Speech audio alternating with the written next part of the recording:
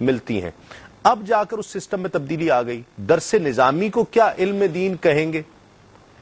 دیکھیں مسئلہ یہ ہے کہ علم جو ہے وہ نیت سے سمجھ لیجئے ہمارے لیے آخرت کے لحاظ سے معاون یا عدم معاون بنے گا.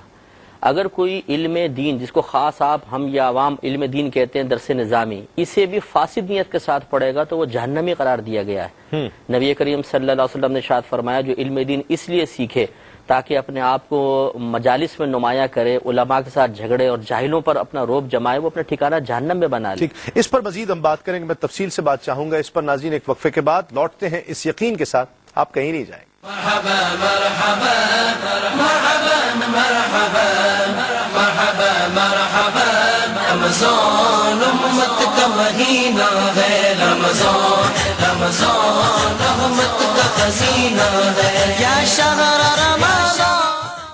ناظرین خوش آمدید، آپ پروگرام دیکھ رہے ہیں سحری ٹائم تسیم صابری کے ساتھ. ایک کالر شامل کرتے ہیں. السلام علیکم. لائن ڈراپ ہو گئی. ایک کالر اور ہیں غالباً. السلام علیکم. وعلیکم السلام. جی کون اور کہاں سے؟ سر میں کر رہا ہوں لندن سے. جی فرمائیے. سر میرا کوشچن یہ ہے کہ میں پاکستان آ رہا ہوں تو میرا جو ٹکٹ ہے وہ یہاں پہ 18واں روزہ ہوگا، پاکستان میں ہر صرف 17واں روزہ ہوگا. ٹھیک تو ہے. اگر میں پاکستان آتا ہوں تو وہاں میں نے اعتکاف بیٹھنے کی نیت کی ہے تو وہاں پہ میں جب اعتکاف بیٹھوں گا تو 31 روزے ہو جائیں گے. ٹھیک ہے. تو کس طریقے سے میں کروں کہ اعتکاف بھی بیٹھ جائے اور 31 روزے بھی نہ ہوں؟ ٹھیک ہے ٹھیک ہے بالکل آپ کو بتاتے ہیں بھائی. بہت شکریہ کال کرنے کا. مفتی صاحب جو بات آپ کر رہے تھے کہ درس نظامی یا جو مدارس میں جو علوم پڑھائے جاتے ہیں کیا اسے ہی علم دین کہا جائے گا؟ دیکھیں علم کو دین کے ساتھ جب ہم وابستہ کرتے ہیں تو یہ تو واضح سی بات ہے کہ جیسے آپ نے بھی ارشاد فرمایا کہ ہر چیز کا اجمالی بیان قرآن میں موجود ہے. ٹھیک ہے. پھر آگے ہم اس کی تفصیل بیان کر کے اسے باقاعدہ ایک بڑے فن کے اندر بدل دیتے ہیں. لہٰذا اگر کوئی درس نظامی بھی دنیاوی فاسد ارادے کے ساتھ حاصل کرے گا تو اس برکات سے محروم رہے گا.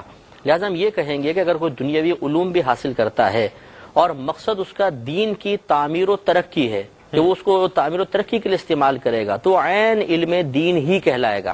ٹھیک ہے. یہ جو ہم تفریق بعض اوقات کرتے ہیں کہ جو یونیورسٹی کالج میں علم سیکھ رہے ہیں وہ علم دین نہیں ہے، وہ اس اعتبار سے کہ اس میں نیت کا فساد آپ کہہ سکتے ہیں کہ صرف دنیا حاصل کرنا مقصود ہے، ورنہ اگر اس کو صحیح نیت کے ساتھ حاصل کیا جائے تو عین دین اسلامی کہلائے گا. علم کو اگر علم سمجھ کر حاصل کیا جائے، نوکری یا ڈگری حاصل کرنا اس کا مقصد ثانیہ ہو، یوں کہہ سکتا ہوں میں اسے؟ مطلب دیکھیں مقصد ثانیہ نہ بھی رکھیں اس کو آپ، اگر آپ نوکری حاصل کرنے کے لیے اس علم کو سیکھ رہے ہیں لیکن ساتھ ساتھ اس علم سے دین اسلام کی ترقی بھی مقصود ہے اور اس سے اللہ تبارک و تعالیٰ کا قرب حاصل کرنا مقصود ہے، کیونکہ بہت سے علوم ایسے ہیں جب آپ ان پہ غور کریں گے تو آپ کو اللہ تبارک و تعالیٰ کی قدرت کا وہ یقین حاصل ہوگا جو شاید آپ قرآن و حدیث پڑھ کر بھی حاصل نہیں کر سکیں، کیونکہ اس میں اس چیز کا تفصیلی بیان نہیں ہے. جی ہاں. انڈر واٹر کیا کچھ ہو رہا ہے یہ آپ کو قرآن یا حدیث مکمل طور پہ تو نہیں بتائیں گے. آپ ایک ڈاکومنٹری فلم دیکھنے کے بعد مچھلیوں کی انواع اقسام، کیڑے، ان کے شکار کا طریقہ اگر آپ دیکھتے ہیں تو نشو و نما دیکھتے ہیں تو عقل حیران رہ جاتی ہے اور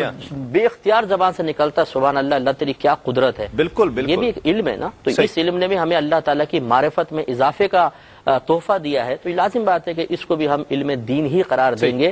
نیت کے اوپر زیادہ علم دین کا تصور گویا بہت وسیع ہو گیا.